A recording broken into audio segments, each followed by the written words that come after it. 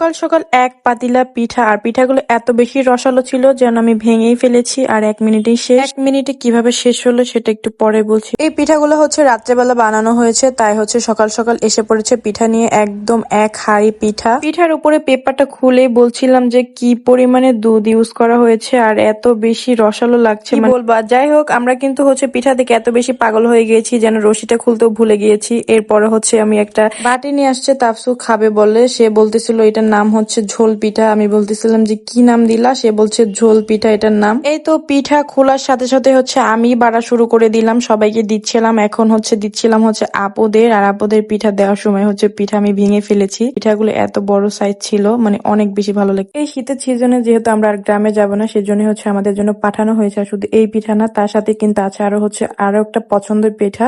এটা হলো আমার সবচেয়ে বেশি পছন্দ, ভিজা পিঠা আমি বেশি একটা খাই না। শুকনা পিঠা হচ্ছে আমার অনেক বেশি ভালো লাগে। গামছার ভিতর মুড়ে আনার কারণ হচ্ছে পিঠাগুলো যেন শক্ত না হয়ে যায়, এই জন্য হচ্ছে এভাবে এনেছে। আর হচ্ছে আমরা কিন্তু জানতামই না যে এই পিঠাগুলো আনা হবে আজকে।